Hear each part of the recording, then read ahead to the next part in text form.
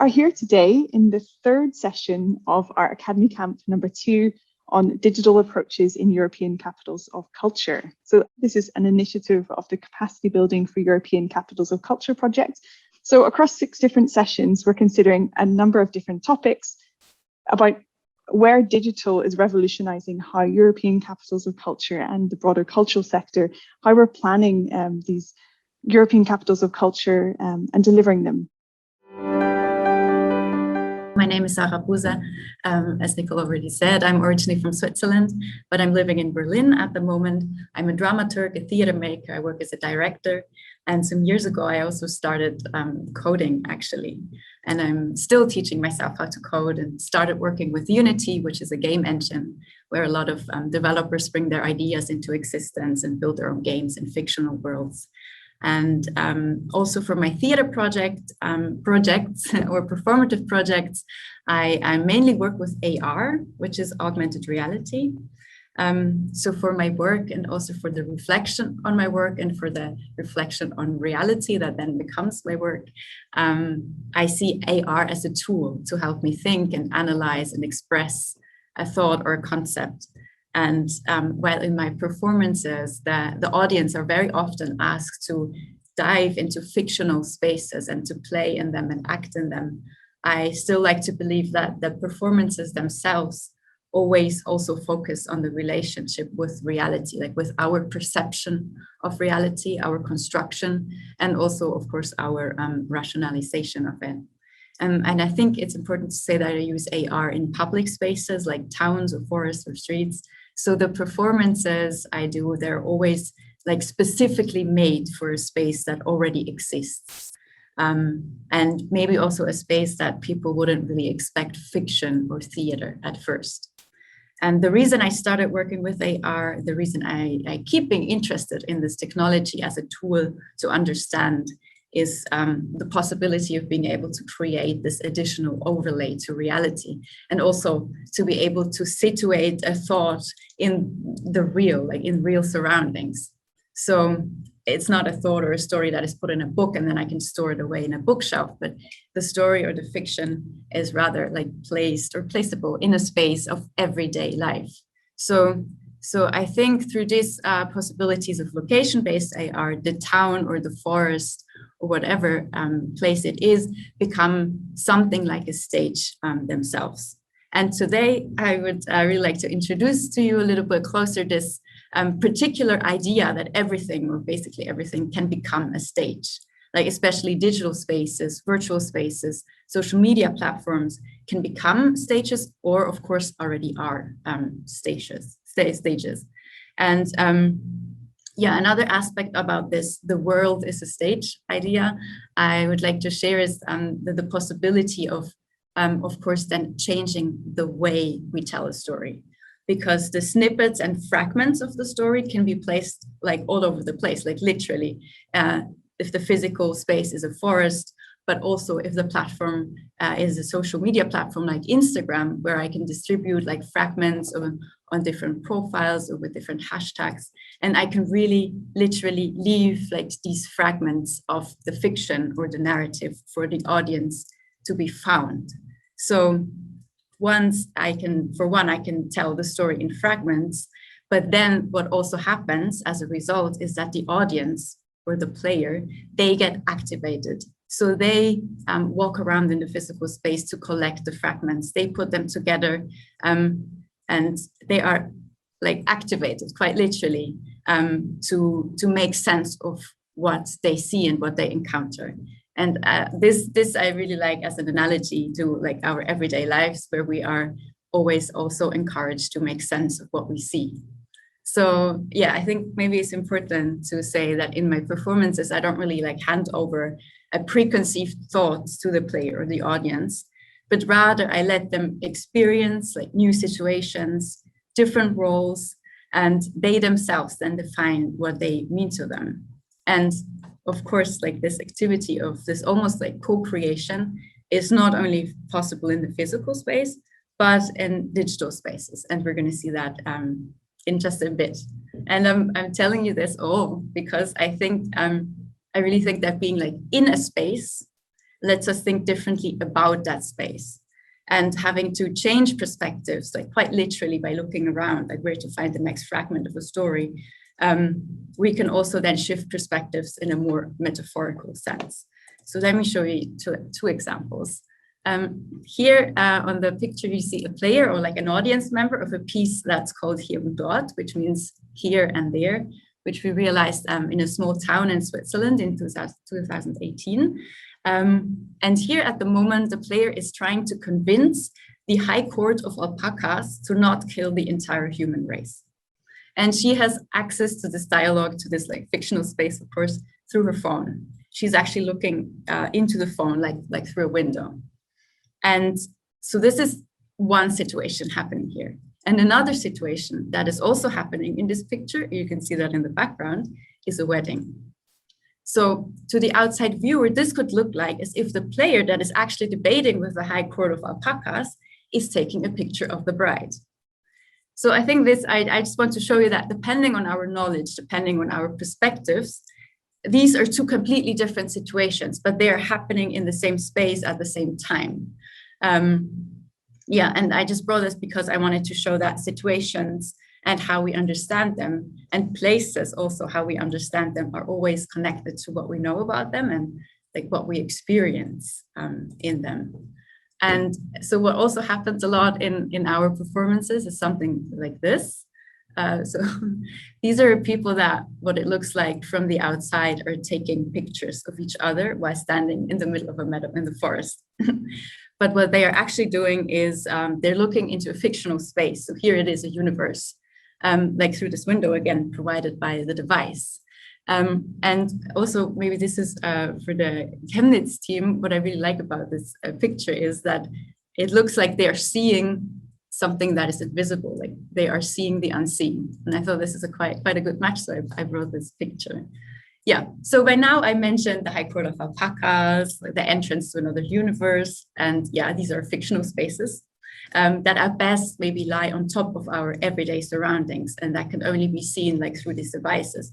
But I think, and this is like my hypothesis, not only for today, but like for my work, that these fictional spaces are capable of changing the place, like the physical place itself. Because through introducing fiction and also through making like experiences possible, by creating new situations, by providing like new descriptions of the known, another dialogue about the physical space becomes possible. And this, of course, then allows a new exchange about spaces and places, especially with people who do not yet know the place or have known them like very differently so far. So through generating this third, like this fiction, this new thing, through actually creating what might look like at first more or less like a distance to the physical space and its history, its knowledge that some people have about it and some people don't. By telling this completely different story, everyone, like no matter what background or knowledge, is invited to experience something new. And everyone can share their knowledge about what they have experienced just now. No one is left out, no one will have nothing to say. And everyone is kind of like curious again about this specific place. And so another, like this new, fresh dialogue about these places is made possible through fiction as a hypothesis. And this is also like a dialogue which is then especially not defined by who knows what about the history or the politics. Instead, it is really based on what everyone just experienced together, individually, or together in this fiction. And that's what I really like about AR in particular, to be able to tell these stories that are situated in the real, in the physical space. And now, of course, now we are not outside. And I think this is not only achievable with AR, and I'm pretty sure we're going to see that in some minutes. And by overriding the space, I don't mean like deleting what is already there. I don't mean trying to forget what is already there. I rather mean like introducing something new. So we have the physical space, we have the common knowledge about the space, and this can differ quite widely, but then actually have this common space where everyone experience something that they can immediately relate to. And yeah, so that's what I was going to say, that we're going to have like one first step into the direction of an exploration like this. And because we're all on Zoom, we are going to try to expand and try to reorient our perspectives on virtual and digital spaces. And therefore, as I mentioned before, we're going to have like excursions to different digital spaces. And there we're going to figure out like, how do these spaces work? What rules and conventions are like defining the space? Who are we, and who do we get to be? And then in the end, also, we're trying to introduce like a little fiction. We are going to talk about building future scenarios for planning. So a strategic method that we can use for planning. It's a really creative and practical exercise. We're going to have quite a lot of interaction and then develop 4 different future scenarios in groups. And we're going to talk about those scenarios, both in those small groups and then again as a big group as a whole. And to start us off, what is foresights and what is future scenario planning? Well, foresight is predicting what can happen. And this is a bit of a distinction from what will happen. So trying to always be thinking, okay, what's going to happen next year? It's sort of a creative way of thinking, well, what are the possibilities of what's going to happen? Again, it's what can happen versus what will happen. So again, it's thinking of a lot of possibilities. And external scenario planning, it's not thinking about scenarios within, your own work, your own lives necessarily. It's quite a big picture activity. It's a strategic planning method that helps you make flexible, longer term plans. And coming back to yesterday, we had in the icebreaker this question, do you prefer stability versus flexibility? And here I think this methodology is really important, because when you've actually talked through the possible futures that are likely to happen, you're almost halfway there in terms of finding a solution. If it's in your head, if this is something you're already thinking about, then actually finding a solution, finding a way forward in that context and making the most of the opportunity or overcoming challenges is actually that little bit easier. So this is a really good planning exercise to do. And again, I should emphasize it's really creative as well. And there are not many planning exercises that are really creative. So it's good to make the most of it when they exist. But why should we be using and thinking about using foresight and future scenario planning in European capitals of culture? Well, foresight and scenario planning is used in so many different settings, often in a military setting. As far as I'm aware, that's sort of where it came out of. But it's used, for example, in anything. I don't think it's used as much as it could be in culture, but really I think it should be. Because, as a sector, we're always thinking about sustainability, resilience. We're often cut. If there are any economic issues, then generally we're cut first. And this methodology really helps you think about building that resilience and risk management. So assessing that probability of risk, as I mentioned earlier, what could happen instead of what will necessarily happen. It helps you be really audience focused. So you're thinking about how you deliver for your audiences in a changing social context, with the idea that you're future ready for their needs. You also communicate better, and you're driven by a purpose because you're thinking more ahead of what their needs might be in the future. And around decision making, future choices, as well as better choices about the future now. And when we're in uncertain times, of course, thinking with COVID, we're still a bit like, what changes? Are we actually back to some sort of normal? This is a way to move forward in uncertainty. And really the reason why we do anything, any sort of planning, is to do a better job, to be have more impact, and to make sure we're as relevant as possible for audiences. And I think another reason why the European Capitals of Culture should use this, because as Sam mentioned yesterday, a lot of European capitals of culture, depending what, there's different people in the room at different levels of delivery. But when you have several years to plan, this is a luxury not afforded to many people. So actually, this sort of foresight planning can be really valuable in terms of seeing you forward through those different years. And our focus today really is on digital programming and community building.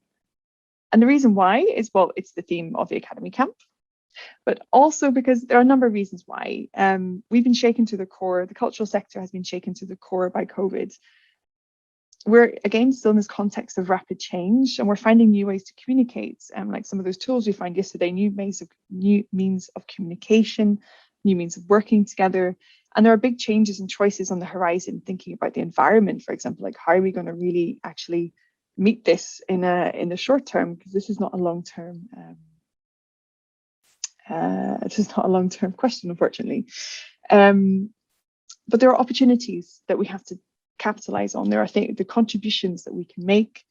And importantly, thinking about the future and about digital programming, community building. Well, how we exist in the future has implications for your audience, how they're included in your cultural program, how they participate, what you present, what they co-create, what is curated for them. And another reason, again, creativity. When times are tough, generally people are, as humans, we can find creative solutions in uncertainty. So this methodology helps us to achieve that. So quickly, what does a scenario look like? Or sorry, if there's any questions, please let me know as well. I can't necessarily see hands up, but if just you can unmute yourself. What does a scenario look like? Well, or what is it really as well? A scenario should be concise, it should be usable, and again, creative. It sets out a future that could happen. And in this, there'll be some positives, there'll be some negatives, opportunities and challenges. And in a practical sense, it should be a 1 or 2 page description or analysis. A scenario that was published last year by DEN, which is a Dutch institution who we actually work with very closely. And they said that they hope that their scenario serves as the basis for a dialogue with the sector about the implications for the digital strategies. And they focused on Generation Z, for example, as their main audience. Oh, thank you, Yula. Thank you. And so this is one you can also consult, but we'll be developing a different scenario today. And it won't be just about audiences, we'll be developing it. It's more about our digital programs. And this is really what the matrix is that we'll be developing. And so here we have some examples of 2 different factors. We'll be choosing 2 different factors to help us develop our scenarios. And here we have the factors are about social distancing. One is that social distancing becomes the norm after where we are now in the future. And one is about the high cost of digital. And in each of these scenarios, so for example, social scenario 1, you think about the factors on the axes. So in scenario 1, you're thinking about a scenario where you have a high cost of digital tech, and no social distancing. And so you make your scenario based on that. We'll be going through the methodology together, so don't worry. A scenario example here. So again, this is social distancing remains in place, but a high cost of technology. And here we might think, for example, technology doesn't pervade our lives as much as we expected. The environmental costs are actually the costs that hinder innovation. It's not just the economic costs as well. The digital divide is in the beginning very wide. Maybe that's where we are right now. But future innovations work with what we have, what everyone has, instead of what we don't have. Cultural events make the most of intimate but distanced in-person events that might be live streamed to audiences across the globe. And education moves outdoors. So do other mass cultural events. But social distance, and this is where we can think about opportunities versus challenges. We might think more positively versus more negatively, or you might come up with different scenarios within your scenario. The social distance doesn't relate to social distrust. And actually citizen activism increases in this context. And for example, clears corruption from local politics, and politics actually become more inclusive. But this is just a very fast example of what I actually thought, oh, well, what could happen in this scenario? Another good point about why this is really beneficial methodology is because actually you bring in a lot of different perspectives. So this was just myself. No one was there to sense check me and say, actually, Nicole, what are you talking about? Local politics will always be corrupt. What are you talking about? Or local politics isn't corrupt. There is no corruption. But actually, when we do this exercise together, you benefit a lot from the diversity of perspectives in the room and challenging each other's assumptions and thoughts. So this is sort of what you end up with. But again, the process isn't finished, because after you have this scenario, you have to think about what changes in your work and how you plan going forward. But very quickly, that wasn't actually the overview of the methodology. That was just sort of a rationale behind what we're going to do and why. But now we'll talk about the overview of how to build a future scenario. And there are 6 fairly simple steps. And we're going to go through all of these together. But in groups, we're going to work to create the future scenarios. But as we're all together now, we will work through the first 4 steps together. So step 1, Agree your focus. This is on setting the topic and the time frame. This is like your research question. What are you thinking of? And here we'll introduce what it looks like in the next when we go through it together. Step 2 is about brainstorming. It's about getting those diverse perspectives in the room.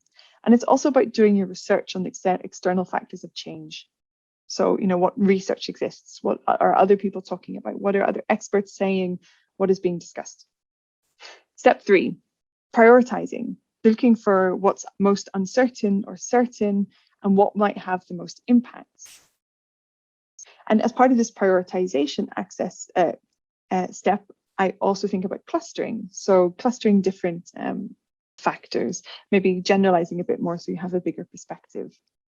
Step 4, develop the matrix I showed you. Step 5, developing the future scenarios, again, which that sort of very simple future scenario that I showed you there. And then step 6, assessing the implications of the future scenario on your work and planning appropriately.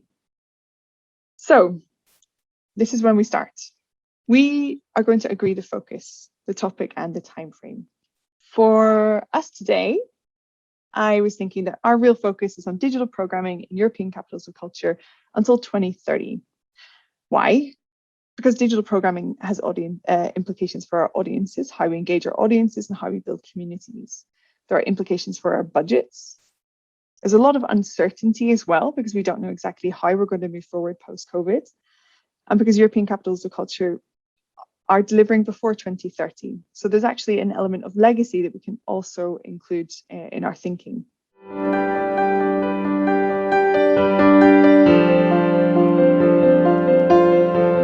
My name is Stepan Kleník. Few things about me. I had a longer text there, but I tried to make it short. Maybe just because we are here to give you an overview, like what's my background is. I studied aesthetics and philosophy faculty at Charles University, and then I continued on Academy of Fine Arts Prague, where I studied new media atelier. So this is like my studied background.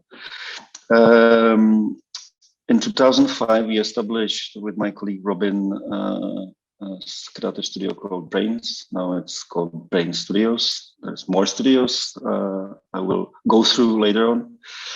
And maybe just some personal things. I'm a kid of digital era. Even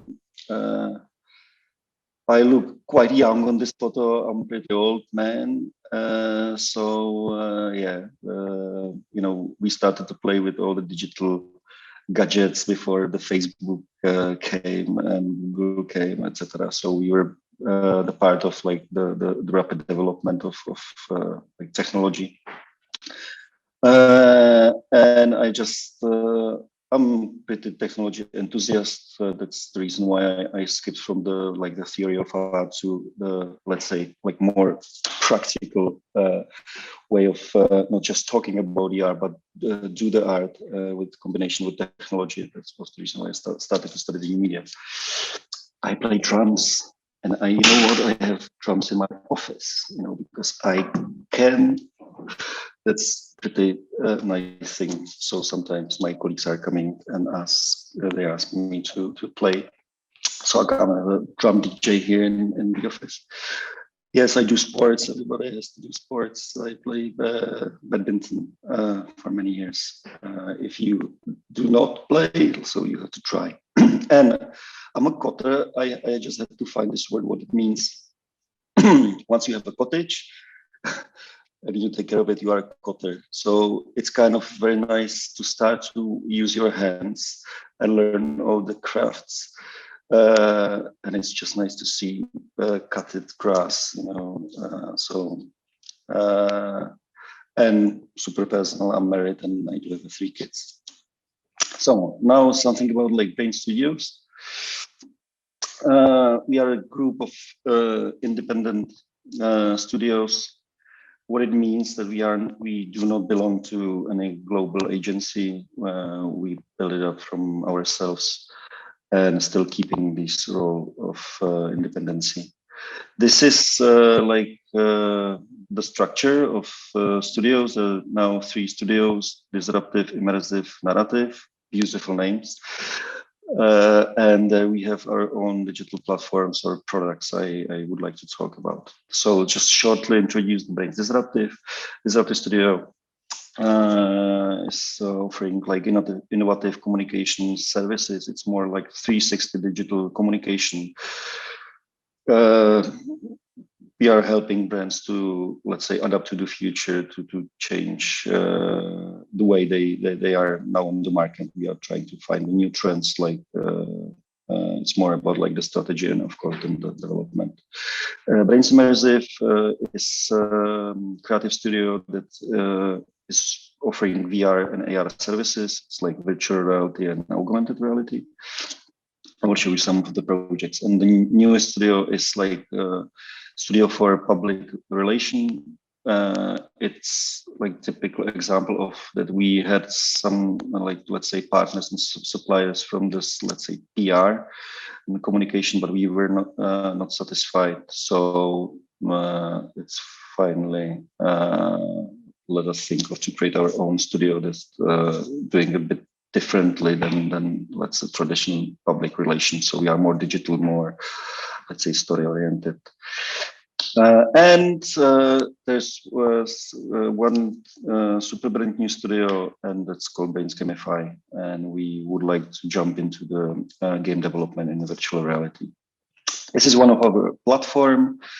It's virtual cinema, and we invest into helmets, VR helmets. So it's kind of, let's say, some combination of hardware rental and our own software that allows to synchronize content sharing. So it is some more features, and we are using it for festivals, for example, if they want to offer some content in virtual reality. So this then developed into our projects I would like to talk about, called Greylando. We'll mention later on. So just a short overview. We have a lot of clients. The corporate clients, big global brands, and small startups or international startups. So it's really like a mixture of variety of clients. Like shortly, what we do offer is, let's say, the intro. Once we are having an open discussion with client, we most of the time rewrite the brief they are sending us. So we started from the scratch. So we do the trend research. We are coming with some ideation, new concepts. Then once we are having this part, we can move to, for example, like rebranding or just changing the visual communication and concepts. We do the development, so we have programmers here, multi-platform, so it's from like web to applications. And then once we are, for example, building up the product or service or the whole brand for the client, we can offer to do the communication in the online, even offline environment. And yes, already said that we are doing AR and VR experiences and 360 video production and post-production. There's like 40 plus colleagues in our studios. Now, after COVID, it's kind of changing. There's more of external participants. So like we still keep the offices, as I have to say. And because really a lot of people are working from home, we did, let's say, very non-business step. And instead of, let's say, like decrease our offices, we have one new floor with a garden, because we just wanted to offer to our colleagues to just enjoy the summer on a garden and make them even more happier stay in the office. So yeah, we are settled in Prague, Czech Republic. Yeah, that's what I haven't said. So there's a lot of idea makers, designers, thinkers, engineers, developers, product managers. Something what I call like multidisciplinarity, and you know, this is what I love to keep here in the environment. So more of different people, and definitely it's not just about like what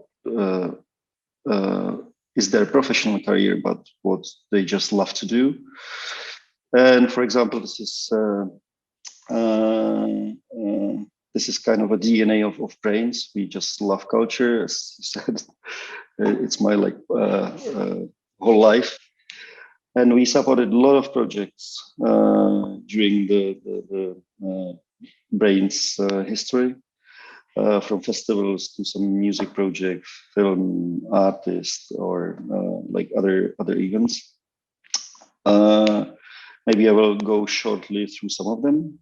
I know, Nicole, I'm probably be longer than 10 minutes. Sorry for that. So I'll try to be faster. So, National Gallery Prague website. National Gallery is the biggest culture organization institution in Czech Republic. It was just a dream with my background. It was just a dream to work on such a project. And it was not like, it's the same, like they asked us to build up the website, but we started to talk about like how the audience changed, what are the needs of the institution. So we worked more on the vision than on the website. Website is just the cover, and who it serves, because it serves the institution, it serves to visitors, users. What is the actual contemporary visitor? I do have a part of this for the open discussion, kind of interesting, like who we are talking to. Then, for example, this is the new independent cinema in Prague. We like helped to, let's say, start 5 years ago. And it was kind of funny because a lot of people said like, hey, are you super crazy? You are like just trying to do the independent cinema in the times of Netflix and HBO, you know, can never survive. It's total nonsense. But it was not about building the cinema. It was about building the community, and it's super successful cinema. Shame of COVID, of course, but you know, that's the way, because to share experiences is the most important things. That's what art is. It's just language, and once we share things together, that what helps, what I said, like the critical thinking, and that's what the core of the art is, to help people to understand different languages. So other project is the Culture Center in Prague called SLED. This is the Museum of Working Class Movement. We participate on the Culture City Plzeň 2015 with the whole digital communication. We participated in a few European projects with universities from Germany, HFG and the ZKM Centrum Karlsruhe, and some like Spanish partners too. And now just what are the like actual projects we do and we work on in the AR and VR. This is the Signal Festival. It's they call it like the biggest festival in Czech Republic because it's a festival of light, being in a public spaces, and they count visitors throughout the mobile data. So they said that it's like half a million participants. They just go and see these lightning objects. And we are now for this year doing the very first augmented reality trip. So it's like a trajectory that goes through Prague, and you have like 6 space-specific installations in AR. They are mapped on the projects with like 6 artists. So hope is gonna function. So this is like a gamification of one of the project. so it fits to the like overall place. So this is like one of the project. Again, it's for the very first time, and as we know, there is no other festival that has like this kind of AR experience, like multiplied AR experience in the city. So this is the projects we did for the Czech radio, and it was about the Russian army in 1968 came to Prague, and we just did this experience. Once you are a person that's on the ground and tank is coming onto you, and this like storytelling. Once you feel the atmosphere of the tank coming to you, and in the same moment there is a second view once you are the driver of a tank and you have to drive through the man. So it's kind of this, let's say, storytelling, not just how we feel when the Russian car came, but how the soldiers felt when they had to, let's say, kill us or lose their lives. This is other project for Olympic Games. It's like the, let's say, very visual way how to show the history of Czech Republic in a VR. So very fast, and this is the project called Greylando. Our latest projects, our own startup. 2 years ago, we started to experimenting with, let's say, new version experience of music video. So we did like a 360 video clips. It was not just a documentary of playing, but we adapt everything to this kind of very intimate experience. But when the COVID came, we said like, this is because, of course, once you can attend any concert, we had, let's say, a solution with this like VR headset. So we came to Prague and asked them if they don't want to support like this music industry segment, and if they can help us. And they said like, we are sorry because music bands are private entities, but let's talk about the theaters.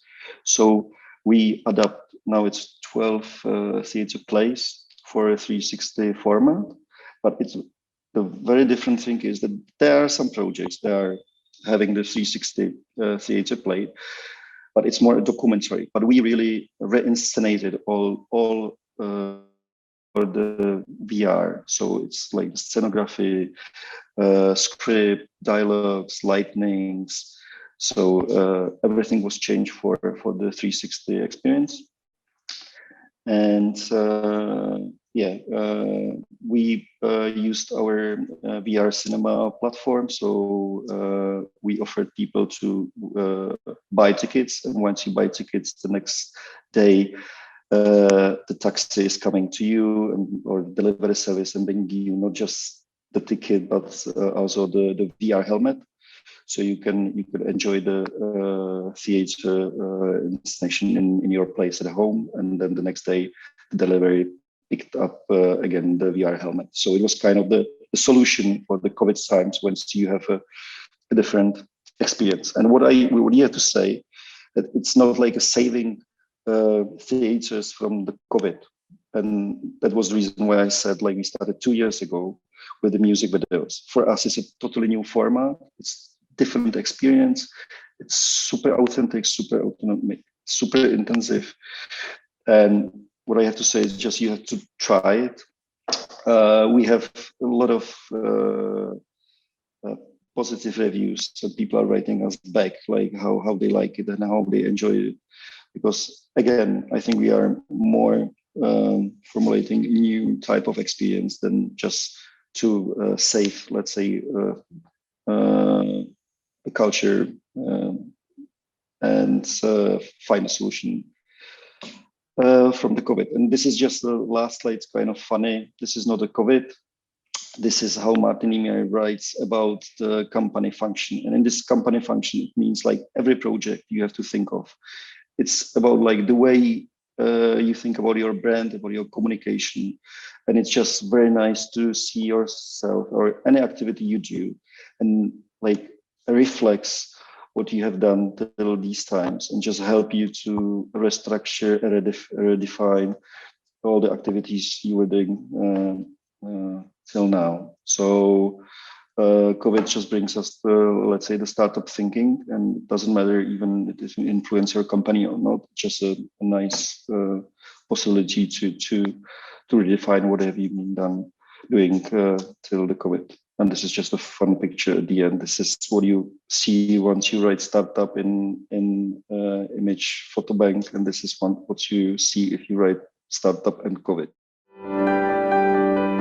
Hi, my name's Sam. I'm Director of Programmes for Threshold Studios and for Frequency, which is an international festival of digital culture.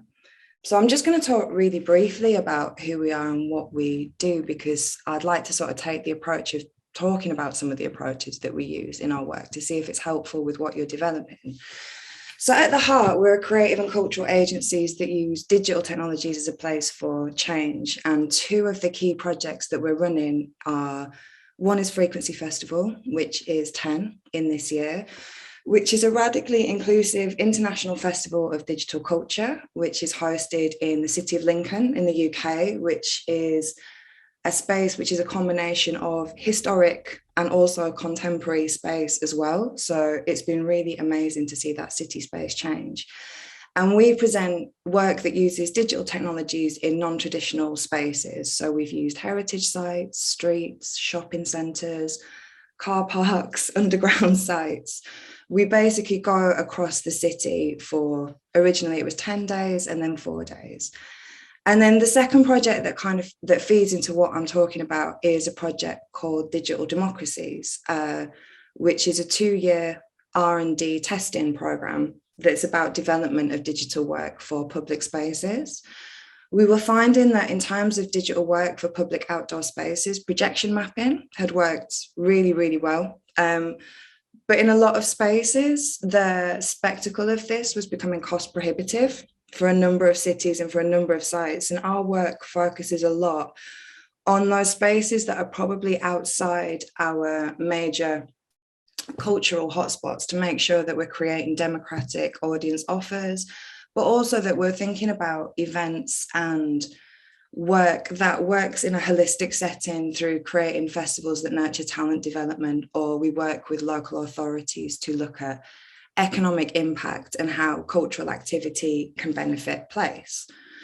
So given that this talk is about digital, I just wanted to start at the point of this conversation of defining what I'm talking about when I talk about digital, because I think when last year happened and we hit this tsunami, this online tsunami, and we were talking a lot about the rapid development of digital, it was really clear that people were talking about digital in a number of different ways. So when I'm talking about digital, I'm not talking about digital specifically as a back-end operating system, as a way to coordinate teams. And I'm not talking about it purely in the sense of online programs or social media and communications.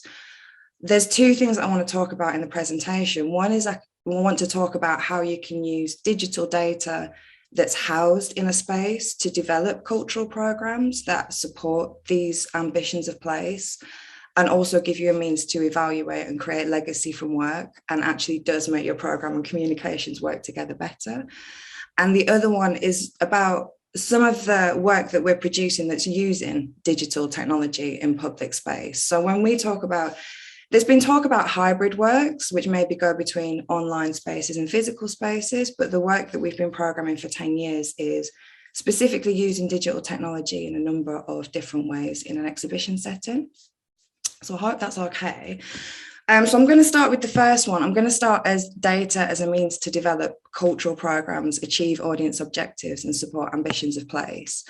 And really, this is a bit of an overview process map of how you can start to approach the idea of putting an event or a program or a longer term program in place. And It starts from your vision and aim. In our case, it tends to start with really big pieces of paper and felt tips and locking yourself in a room with countless cups of coffee until you find a vision and an aim that you feel really resonates. As an organisation, we've been going for 23 years, and we've always had a social purpose to our work. We've always been about connecting people in place, creating wider opportunities. So we knew then when we were creating larger and public scale events that we were going to embed the core values of the organisation, but we were going to think about how we amplified that and how we used that to create models that could then travel to different places and achieve that on a wider scale.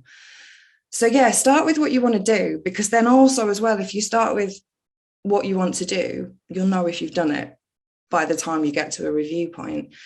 And there's a question at this point of who are our important audiences? And this is where later in the process, this will start to ease some of the mechanisms between your communications channels and your programming as well. But it also gives you the sense of who are we creating this for? And you can break that down into a primary, secondary, and tertiary segment. But it gives you the means to be able to understand who you're creating it for, their potential characteristics and how you can reach them, and also create those benchmarks for how you can start to increase those segments or how you can start to work with those segments in different ways. And then for us as well, which may not be right for some, is we think about what difference will we make. We apply a theory of change model to our projects. It's a bit of an adapted theory of change model. We don't kind of use the full academic breakout, but we start from the point of what's the change that we want to see. So really oh God, I hope this doesn't sound arrogant. We try and inspire ourselves with what we're trying to do, so we feel excited to start that process. And then we start to get more into the nitty-gritty of it, because we've identified our audiences, and out of those audiences, some may be public, some may be sector facing in order to think about the legacy of the work. But we start to gather profiles of who are our audience characteristics and how do they communicate. And then we think about what are the segments that we're identifying for growth. So these may be segments that we know we're going to get a lower engagement with in the first instance, but we can start to think about how we program, how we create partnerships to nurture and stimulate that growth. So for one example, when Frequency Festival first started, our dominant segment was 18 to 35. And we knew that would be our dominant segment because the university was a key partner. We were operating more in the end of the city that audience tended to migrate to, or where there was more of a commercial offer for them. But then in subsequent years, what we started to do was create partnerships with heritage sites at the opposite end of the city. So we were still programming digital work for heritage sites. We were working with Lincoln Cathedral and Lincoln Castle. But what we were doing is we then operated a festival trail, which meant that we were creating a point of entry for heritage audiences, which were typically over 60s, talked about as empty nesters in some of our UK audience profiles, that maybe they have children who've left home, they have more free time, they have more disposable income. They don't really engage with social media, but they know the places that they like to visit. They know that they're attached to a lot of Heritage England organisations. So what we did there is we started to programme work in those spaces to encourage a migration across the city and create a point of access in our programme. So subsequently, in the year after, that segment became our fastest growing segment. Year after that, we applied a similar methodology to families and increasing our family-friendly focus. So it's thinking about the base, the people who are coming to your event, the people who are coming to your cultural activities, and thinking about how they might behave. And then the key part of that is what benchmarking can we gather? So what can we start with of how many audiences of those are coming to the place, or how many we're engaging currently? And then how can we see where we're achieving what we're setting out to do? So that's, you start with your vision, you work through your data, you find out what you know. And a lot of this is test and explore. It's not about getting it right, but it's about approaching audiences with a bit more of a fully rounded thought than just kind of place in a cultural program. But then there's also the part as well of your actual cultural program. How does that work and how does that feed into your objectives? So say, for example, you want people in place to have more stake and more authorship over the work that you're creating. So it's natural to foster co-collaborative longer term projects that work with grassroots organizations. So perhaps you start with an artist call out over 6 months, over a year, that actually leads to a commission. That means that those communities see themselves as artists within the festival or within your event. Structure and principles as well. That's how long, how big, how much is it going to cost, how many people do you need, and starting to put that nuts and bolts around it, and thinking about how your program reaches audiences. We partner with cultural venues and cultural spaces, but in the main, we focus on public areas. Our commissioning work and our exhibition work focuses on public spaces, because those are the spaces we know that everyone has a right to act with the agency that they choose. They don't have the same barriers to cultural spaces or cultural organisations that we may have perceived potentially. So in the first 3 years of the festival, we saw our audiences who hadn't engaged with culture before increase. And then in the 4th year, we saw that number decline. And the reason we saw that number decline is because they'd started coming to the festival and they'd made the festival part of their cultural calendar. So we had a small panic that we weren't achieving an objective, but then we realised that was us that was affecting the objective. And then the other thing to think about is you'll evidence the economic impact that you have, and you will also think about how I've gone too far. I can't go back. Excuse me. Think about the additional opportunity that is available through your program. For 10 years, we've been running an internship scheme alongside the festival. So this is going into our 10th years, but we know over the 9 years we've been running it so far, over 70% of our interns have gone into creative jobs or employment or training linked to their field as a result of working with us. Over 90% of the program have gone on into education, employment or training that we've helped with through references. So it's just thinking about the additional opportunity within your event to nurture and to support place. And then there's a lot of talk at the moment about actually, in terms of making your case, how do you measure your social value? This is where evaluation partners are really helpful, because your economic impact represents the pound in the space, but your social value represents that social pound, that difference that you're making to your spaces, places, and people. And as well, that's a really good narrative for the development of your reputation, reach, and impact, and will all be evidenced through your benchmarking, which takes us back to that second point of putting that framework in place. So I hope that's all making sense so far. I've done a bit of an overview of how this works and how this can start to work with a team, because a lot of the times with cultural programming, you have the artistic team setting the program, and then they pass that to the marketing team, and the marketing team have to work out how to make that program stick, how to make that program work, what social media channels. But if you've developed a program that really focuses on heritage spaces and the audience that you're going to start with, they're potentially not using Twitter. They're definitely not using Instagram. They're definitely not using TikTok. They may be using Facebook, but it gives you that fighting chance. So this is where you see that process laid out of, this is where your vision and objective starts. That will be the opt-in that you're asking from your partners, from people who are working with you, from your artistic program. And actually this vision and objective becomes a way to develop those multi-sector partnerships as well. Don't just think about cultural programs. How can you embed the tech sector into it? How can you work with your destination management and tourism? How can you work with your HEI and FE organizations? And that all really starts from developing a vision and objective that they can see their own outcomes within. And then here, your data benchmarking and analysis, start with what you know, start with what you're going to measure, develop your brand identity, think about those vision and objectives, and think about the visual and the feeling and the tone that you're going to create. You know, if you want to be a democratic public-facing vehicle, don't embed yourself in contemporary art language. That's not going to mean much to the everyday. Think about how you would speak to a family. Think about how you, but also how you could potentially create different routes for people with different interests. Like if you are looking to develop a more sector-focused arm, maybe you're concentrating sometimes more on the technology or more on the partnerships and the mechanisms.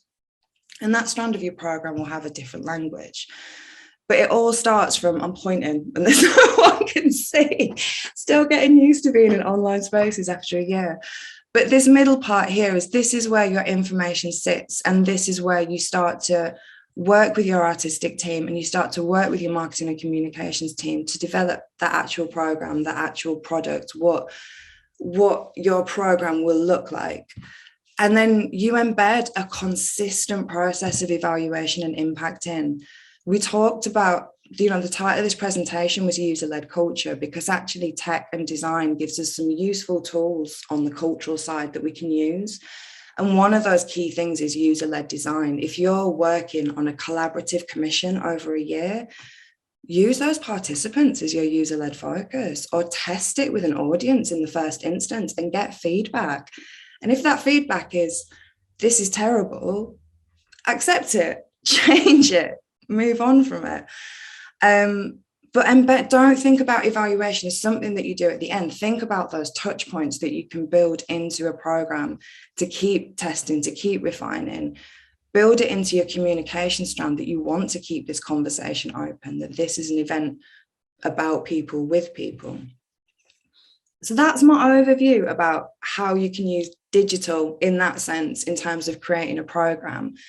And then the other thing that I touched on really briefly is that we use digital as part of our exhibitions as well. So I've put together a couple of case studies, and 2 of these we're doing at the moment. We hope, apologies, that's a lot of text, but it's getting made at the moment, so we don't have any visuals of it yet. There's been much pivoting in this year of how we approach work. But this is a partnership project. It's actually a transnational project, trans-European project between a number of partners. So the creation process has all been digital. The exhibition, the research that has been conducted to feed the program has all been digital. And the premiere will be the first time it's hosted in public space. So there's learnings within this that we started from a commission call out. We started in a very typical way that we do to create work. But we made sure when we were selecting artists that they had that ability to be flexible. And we found that a lot of artists working with digital technologies have that ability to pivot. They're not as fixed as those working in gallery spaces. So this project uses testimony from survivors who have moved from their country, and also from the people who are working with those people who are in those systems. And it's a 2-year research project. But our part in that project is to create a public exhibition piece that connects people with the idea of the principles of the project. So there's a politicized element to this project, and obviously thinking about public space and thinking about the people and stories that are housed within the project and the respect that we want to show to people who've contributed to it. We're having to think about how we amplify the principles of this research in a public space without creating an overly political bias or an overly political narrative. So we knew that what we want to do is focus on that idea of humanism and that idea of shared experience, so audiences can bring an intersectional understanding to the piece, but the intersectional understanding will start from the point that we've all shared. And one of the points that we've all shared is trauma or stress, without actually bringing trauma into the space. We want to use visuals that focus around the body, and we're also trying and testing, because this will then become part of a 1-year touring program, updating the idea of a cancer storia, which was an Italian tradition which used storytelling and pictures in public spaces. So we're looking to see what the digital update for that could look like. So we're using interactive visuals. We're also working with a choir leader who uses phonetics as a way to teach music. So as the piece tours, it can tour essentially as a USB stick and as an audio vocal score that could travel to international countries and be replicated in other spaces. So whatever challenges we're facing in terms of our own mobility, whatever chances we're facing in terms of moving kit, we're trying to create a piece that houses a lot, but can be moved in a very small way. I'll share some pictures of it once it's done. Sorry, I know it's not so exciting when it's all text, but I think when you're working in public space and there's a potential political tension, it's important to think in your program of how you deal with that. The second one that we're working on at the moment, this is an older version, but again, this is something that was driven by research. So it involved HEI partners. It also involved healthcare partners. And the principle of this project was about connecting people to the idea of aging.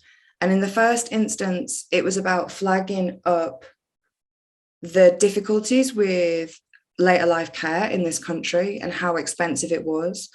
But it was also about challenging attitudes to morbidity, that we tend to see the later half of life as an access point to death, whereas the researchers we were working with were saying, this is one of the best points of my life. I'm free of responsibility.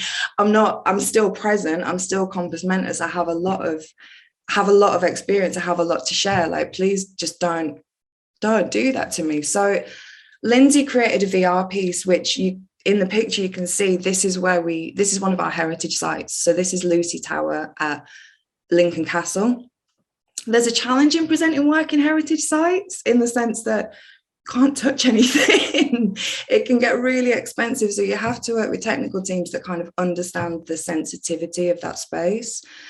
But what we did is we presented this work and then we created some wraparound activity that connected people to the wider narrative. And one was someone walking around the city who picked up conversations with people, took them for a cup of tea, and then actually wrote a piece called The Manifesto of Care, which is still touring. So we found people at a point when they were inspired and engaged them into a call to action to keep that work going. And then I was aware I'd picked kind of two pieces of work that dealt with quite heavy issues. So I just wanted to share this. This is an Invisible Man. It's a two-piece walk around theatre performance. And actually with the digital pivot that's been happening in the last year, now we have to do all our festival outside. It's meant we can engage with new art forms. And one of the new art forms that we can engage with is street theatre. And street theatre has a really beautiful organised chaos to it. They are some of the bravest people I think I've ever met in my life, because this just involves walking up to someone and getting started, getting going. But this piece is really interesting because there's a thing of, I gave two examples of work that you can commission, but this is also work you can book. So you don't have to create and commission every single part of your program. When you know there's an audience segment that needs that attention, and actually we've booked this for this year, because one of the things we use is footfall counters in the city to understand where places are, understand where we've made a difference to footfall. But because we take a data-led approach, and essentially over the last 2 years, most data has been wiped out, we're now looking at how we can rebuild our data sets. And one way we can do this is through using street theatre and walkabout performance to get quantitative evidence of where people are in the city. And also, if it's booked in one space and that part's dead, move to another part. So this is that thing of where program can inform those objectives, and you can sort of think on your feet in that way. Because another thing that these artists innovate massively. And I think there's a potential for a dialogue of how we, as city spaces, how as our local authorities or business groups, we work more with them. There was a piece that we had in 2017, which was remote control street furniture. So it was 2 bins and a cone that was controlled in secret by remote control by a set of artists, which people loved. Again, they could move around the city. But there's a development of those work going on that those bins are now being fitted with an AI facial recognition technology that maps smiles in the city.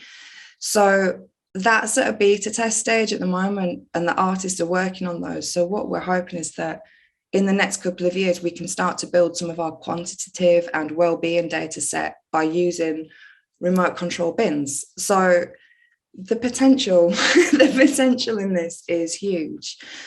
So yeah, that's my overview really. That's using data and digital to create program. That's using digital to build a program.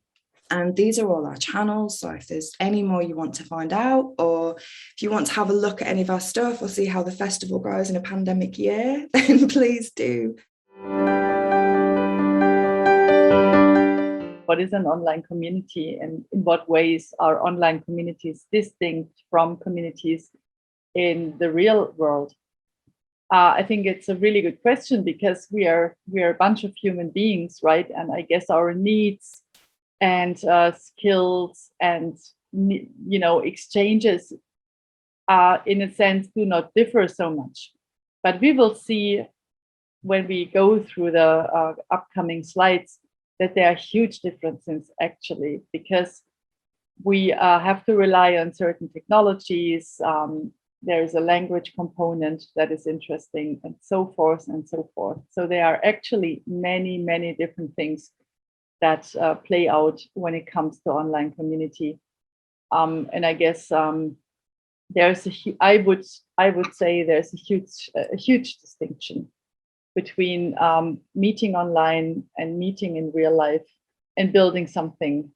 But it's absolutely possible to unfold group energy and to keep a community going, both online and offline, or maybe in a hybrid sense, because that's probably the thing that we will have to face also in the coming years because of the pandemic. So I guess all of these forms will stick with us. This is like these next slides is really something you will get this presentation, and you are invited to create for yourself a checklist where you have like listed and ready to share with everyone what is important for your community, for your common goals and culture. Because I guess this is like, that's the ultimate starting point. So if we talk about creating or building a pan-European maker community, I guess my first question would be, what's the common goal of that? What's important for the people in that community? And what kind of culture do you anticipate in this group? I think these are questions that are entirely non-technical. They don't have anything to do with platforms or modes of organizing, but these are the very human and self-organizing questions that I think are really important to start with. So maybe you can just take all these prompts and create your own personal checklist for yourself. Yeah, first of all, I think one of the very basic thing, and it sounds obvious, but I also think it's actually not that easy, is getting the right people on board. So if this is really about creating a community of makers, then my question would be, who should be in that group? Who are the relevant contributors and stakeholders? How to be inclusive and diverse, while at the same time also making sure that this group has a certain common understanding where you can actually also get work done. So can you be like 100% inclusive for everyone who is interested, or do you need a certain protocol to onboard people? And then the question, or maybe as a guideline that I find useful, is the question, or is this prompt that says everyone who is affected by a decision should have the right to decide, or in that case, to be on board. So now the question is, who is actually affected by the formation of a maker community? because obviously not all the makers you want to address can be part of that community, or maybe they can, but in various levels of involvement, because not everyone probably wants to vote or can vote, and not everyone wants to have like a very high level of participation. So there might also be people that are happy to read on Twitter or LinkedIn or other platforms to just read about it, and then others really want to be more involved. So I would say this would be my number one question: how to make sure that you get the people on board. What's the architecture of people that you feel has to be in this community? How can you reach out to them, and how can you make sure that that really those people that you feel will carry the community forward are there? And this is a question that it's not easy to find a standardized answer to, because obviously it's all a matter of knowing people.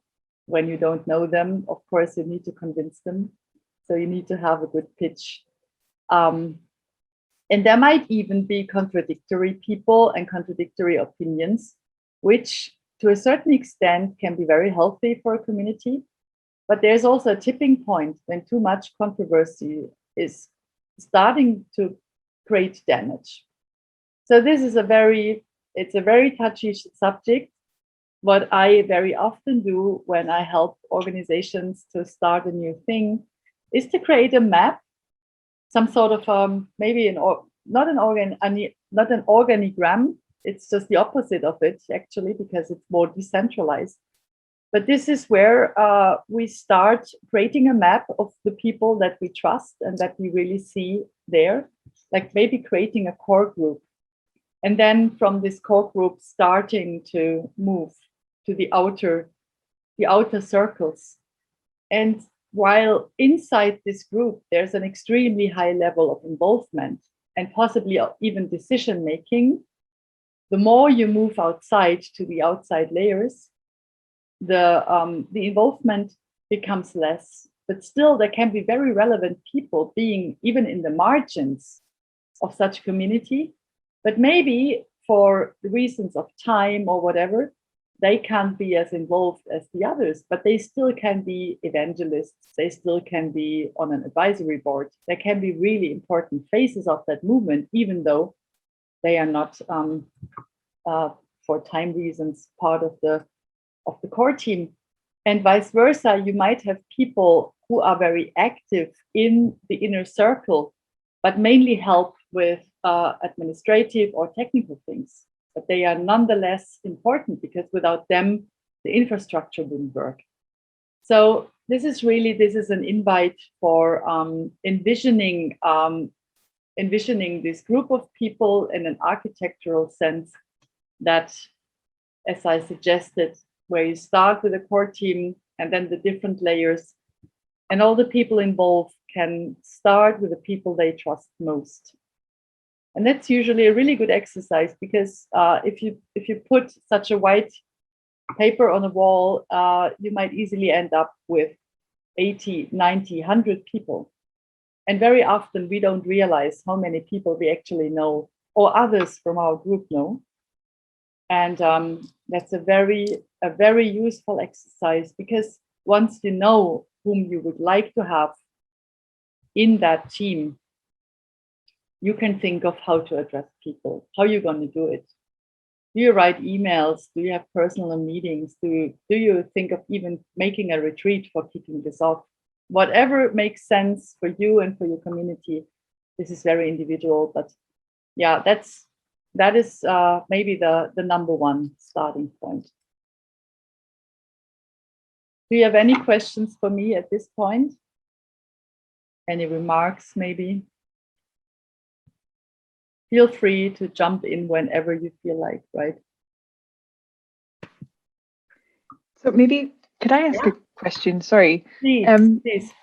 Maybe we'll come to this later, but the way I really like how you're defining the sort of the core versus the people who are still important, but maybe not involved every day or involved even that visibly, but who, as you say, may have a role to play. I wondered, do you have any tips about the people who aren't as involving those people who aren't as involved? Because I think when you're less involved from something, when you're more abstracted, it's much easier to say, oh, I don't need to do anything, or I'm not as important, or even to lose the will and say, oh, I'm not so important, they don't really need me. How do you engage that sort of, how do you engage people to be involved, even if they're not too involved, and keep them engaged maybe? Yeah, I think there might be two answers to that. Answer number one would be by offering interesting things that keep people, sticking around. This can be events. It can be a really interesting Discord channel where you find a lot of links. It can be a newsletter. It can be many different outlets. And that's also the problem, right? We will get to that because there is so much and there are so many different options. But it might be the one perspective might be content offers, newsletter, interesting channels, whatever. And the other option might be to give these people a specific role, because very often people have no idea what's expected from them. And those who build the communities somehow shy away from being very specific what they expect, right? Because, and that of course creates friction and uncertainty. So what I find useful, especially for those people that you would like to become evangelists of your cause, but of which you already know won't have the time, you can always ask them to maybe join an advisory board or becoming a testimonial, and using your example in all the presentations they give, what they usually do, because then they have a very clear task and they know that it's not expected from them to take part in each and every meeting, because very often this is simply not possible. But I think it can be really both. It can be creating specific roles, and the other option is tying people to your platform by coming up with interesting content. I mean, these are the two things that that come to my mind. That makes sense. Yeah, super, thank you. You're welcome. And the next two prompts, they very much belong together. So choosing your communication platforms, and that's always, it's one of the hardest things, and it's really it's one of the trickiest thing in community building, because there is a tendency of sort of outsourcing each and every human problem to technical platforms. And I think we have all come to understand in the year 2021 that human problems do not first and foremost require technology, but require human ways of solving them. The technology can be really helpful, that can provide the framework, but what we actually need is social technology, but we get to that later. But this is something I think is super important, because really this depends on the language of people, where they come from. There might be regions in the world where specific social media channels are not accessible. There might be parts of the world where bandwidth is not as easily accessible as it's here. There might be tools that you don't want to use because of this. Tech is not neutral, I would like to say. And there might be people that have concerns about using, for instance, Facebook, or using Zoom. Sorry, I use it too. This is not a critique for your choice of platform. If I would have to organize an event like you, I would have used Zoom as well, simply because the alternatives are very often not stable enough. But nonetheless, it is an issue, right? And we can't say that these platforms are entirely neutral. They sort of, they have access to our data. It's very often entirely unclear what is happening to our data.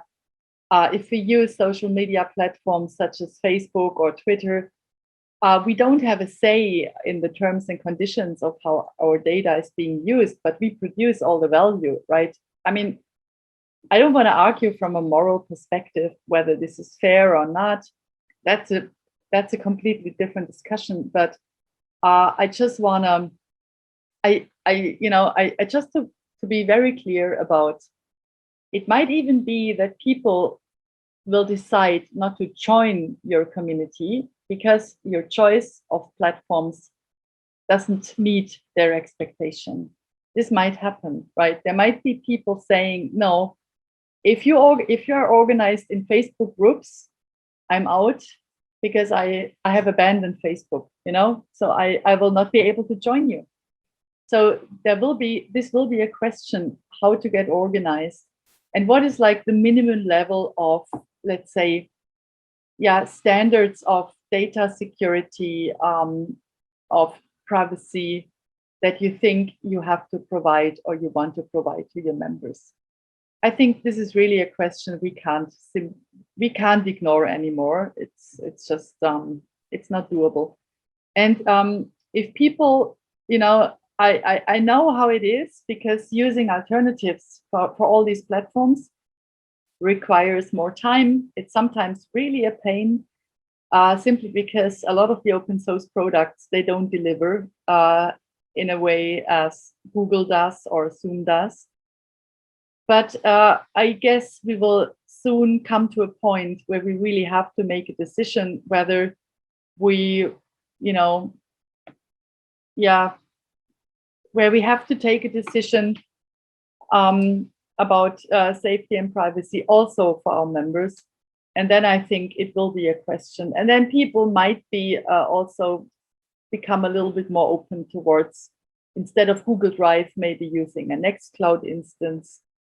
Instead of Google Docs, maybe using CryptPad.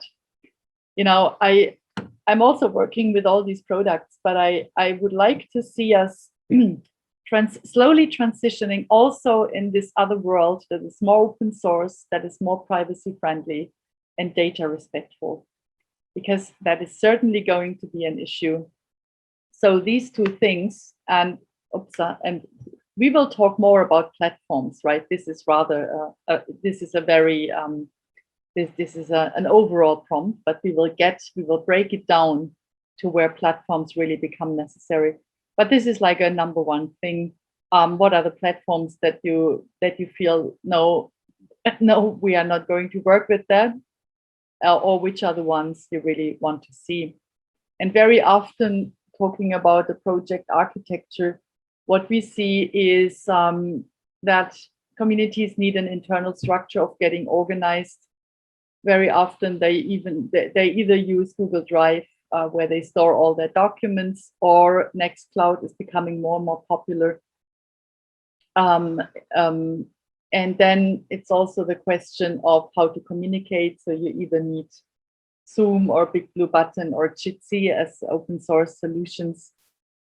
And then, of course, the website, and then the messenger services. This is another big question. Telegram, Slack, what is it that you want to use? Maybe Discord. For some communities, Discord is the best solution. So there is a whole lot to reflect and think about, but we will get a little bit to more detail in a second. Another thing is, of course, this is also super big. It's mega big. Creating a framework for governance. What does governance mean? Governance simply means steering a project together. And it entails, of course, collective decision making. It entails access, participation, and also the right to vote. So what Community Rule Info does is to create a really nice tool set that helps you to reflect the governance in your own community or organization, because it comes up with a lot of good questions and tools, and it helps you to create like a governance paper that potential members can take a look at. So typically in such a governance paper, we have information on how often do people meet, what are the levels of involvement, we talked about that before, how does decision-making work, who can decide on what, how do we vote, how participatory is this entire community, who represents whom, and of course, how can we solve conflicts? Conflict resolution is really one of the most important things in communities, because what you don't want is people simply leaving with hurt feelings and without addressing. That happens regularly, every day, all the time. But this is really something I would recommend to put on the agenda at a very early stage, to make sure that anything that makes people feel uncomfortable gets addressed. And I will get to how this can be addressed also in a second, because I regard that as one of the core aspects of community life. Also, creating a framework for participation. How do we enable participation? And participation for me is, how can I look at documents? How can I follow discussion threads? How can I maybe leave a comment? And therefore, I just have given the example of Lumio. This is, it's a piece of software that grew out of activist communities. And basically everything that those communities came up with is sort of got reflected in the software. I can really recommend it. It's actually you have to pay for a license, but there are also options to get the software as a test, or also for non-profit organizations. You might also get it for free if you let them know why you need it. But I encourage you to look at the website, because I think they have a really good framework of not only storing information, but really engaging people in what is actually going on in our community. What have been the latest documents that have been produced? What are the latest strand of discussion? Like, what is basically what's really important? What is it that that keeps the community alive and going? So this is, Lumio is just a nice example and a good starting point for reflection.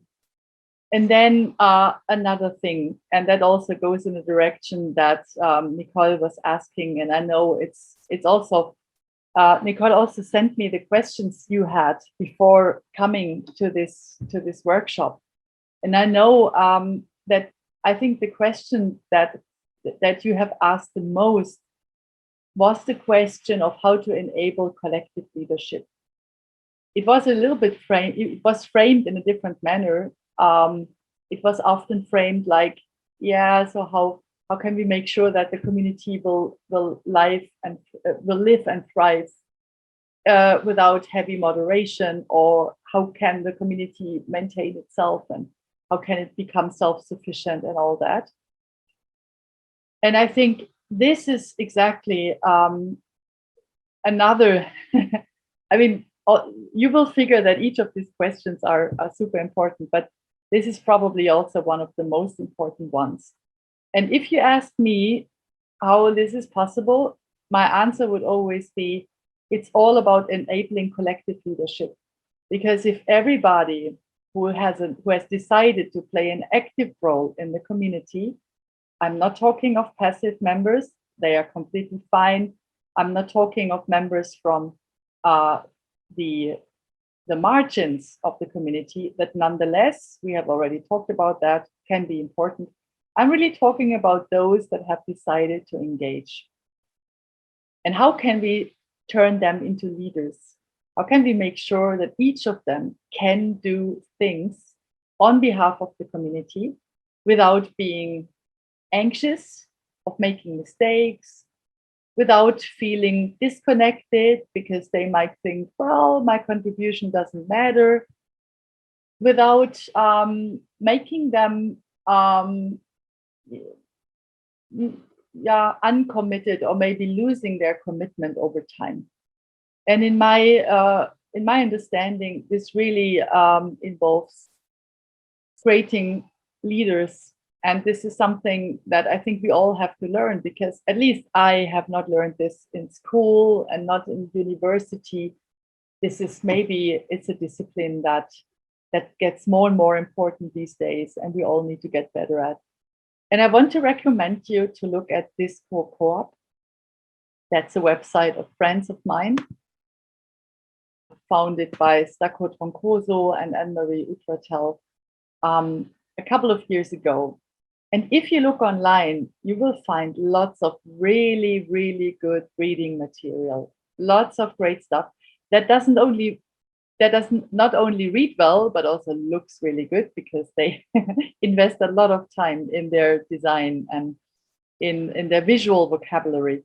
So what Disco is doing basically is to create frameworks of governance and involvement and community building that are extremely inspiring. And above all is the question of how can we all lead this together?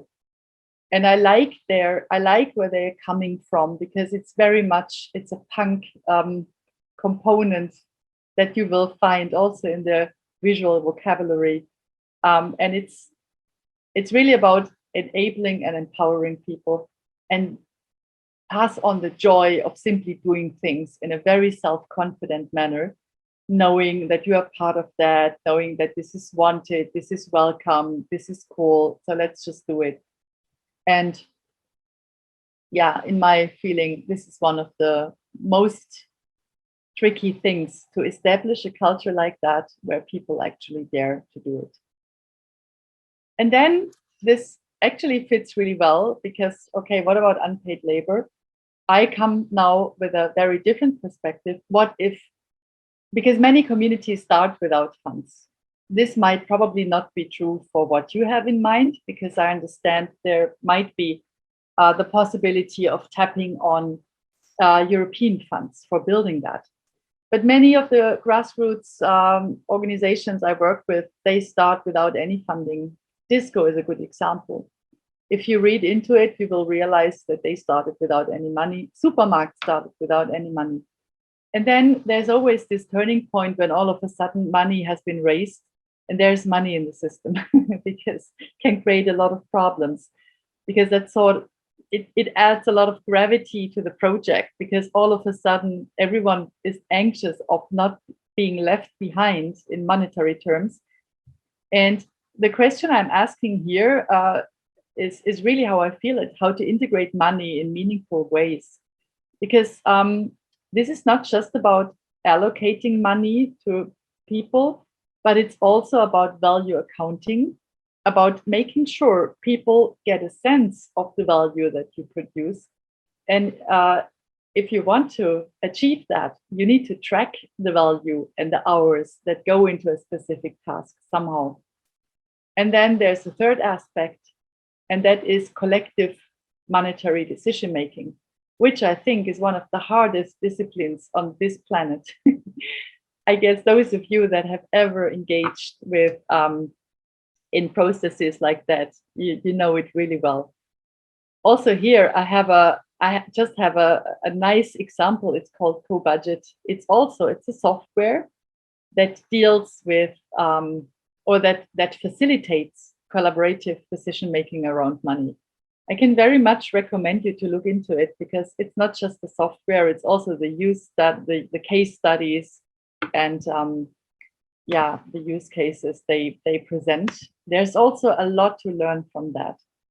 So the monetary question that Julia just brought up can play out in two very distinct routes. It can be, the absence of money can be a problem, but the availability of money can become a problem too. And in this entire, let's say, field of facilitation and so forth, people have been really working over the past years on ways and frameworks to really keep communities going while at the same time integrating money. but it's a really tricky one, and I don't have a final answer. The code of conduct, I think, is at the heart of community life, because it basically it regulates, or it's a basic agreement of how people want to be together. How do people want to engage with each other? Which behavior is welcome, which is not? What happens if principles are violated? I think you can all, from your own experience, recall situations where you felt uncomfortable among other people, maybe because your contributions didn't feel respected. Maybe you were not allowed to speak up. Maybe someone was cutting your words. Maybe someone was very dominant. But then also maybe you could sense that someone was speaking very softly and you were not able to understand the word. Maybe you could sense tensions within the group and you could not say what it was. Maybe because of an absence of moderation, you could feel the chaos coming up in a group. Yeah, if you just reflect a little bit on all the situations that made you feel awkward in group settings, and I guess each of you have stories around that. And we could easily have a half-day session just on that. It's super interesting. I'm so sorry we can't dive deeper into it because the format of this workshop doesn't allow, but just take some time, and really think of the good and the bad things of how you felt in community settings, because also in the contrary, you might have felt really good, and you even might have felt that these people feel like family, or you might have even fallen in love with your group of people because they are so empowering and they can really listen, and you feel a lot of trust for them, etc., etc., etc. So there's all sorts of feelings. And what the code of conduct tries to do is to write down basic agreements that members of a community find important. And it goes without saying that the code of conduct is something that is in a state of flux. It can always change, but it's something that is very much needed, whatever you do. So here on GitHub, you find good examples of code of conducts, and it can be very inspiring for you to check this out and maybe adapt it for your own project. What I want to point out is the facilitation style. And the facilitation is something that I guess you have also experienced before. So facilitation can be many different things. It can be modes of moderating, but it can also be certain ways of engaging people. If you want to learn a little bit more about holacracy, sociocracy, liberating structures, theory U, art of hosting, there are, I don't know how many really interesting approaches. You can check the Supermarkt website if you like. There we have organized a series of events that was called Facilitate Change. And in Facilitate Change, we have every month, we have presented a certain approach of facilitation, and you can just have an overview. And this is also something I just want to bring to the table, that the mode of facilitation is super important for any community as well. The harvesting and documentation is something that I found that we at Supermarkt are very often not really good at, because we didn't really have either the time or the funds to really document. But for me, this is getting more and more important.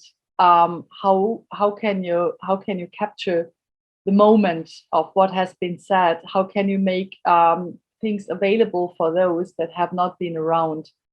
And I really think this is key. This is absolutely key finding forms of enabling collective learning, because that's what harvesting and documenting is all about. Sharing knowledge with everyone and enable the creation of a shared repository of knowledge. One thing is also really important. I have experienced that when I once participated in several book sprints, and a book sprint is a methodology of where a group of people writes a book within 3 or 5 days. So there was always this interesting question: if someone comes and wants this book to be signed, who is actually allowed to sign on behalf of the group? What if someone walks away from the group and capitalizes on the work that has been collectively done? This is also really, really tricky. And I would also encourage to invest a little bit of thinking into who might talk on behalf of the group, and how can we organize the capitalization of collaborative work at all? Is it possible to do it? Because maybe sometimes you will find that it's not possible at all. And then it's really the question on what to do with it. But it will come up at some point when people have a sense of that there is always the same people taking advantage of what has been produced in the group. So they will develop a certain sensitivity towards that.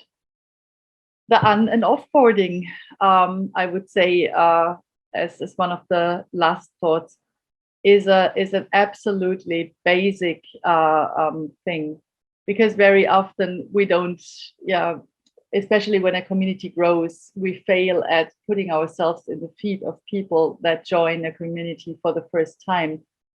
What people need is an onboarding process where they find a person that can act as a partner to really get them on board. They need a clear guideline to where they can find resources. They need to find access to a governance book, etc., etc. So this is super important. And the same goes with offboarding. And this is what I said in the beginning. One of the worst things is if people simply feel misunderstood and they have the feeling that, oh, that's not for me, and then they leave. And this just a waste of time for everybody. And it's also very disappointing and discouraging. So in order to avoid that as good as possible, really thinking of ways how to enable people to provide feedback, and how is it possible to be leaving for good, to also put that as an option, because there might also be the possibility that people figure, oh, this is super interesting, but right now I don't have the time because I have to hand in my PhD or my master's dissertation. Like for the next 6 months, I won't be able to do much. But then it could be really interesting to sort of change in hibernation mode, leaving the community temporarily, and you might want to come back at some later point. There are a lot of creative ways of organizing modes of, or let's say levels of involvement, also on a timely basis. But this is also something I just want to remind people of. It's not just the onboarding, it's also the offboarding that is really important.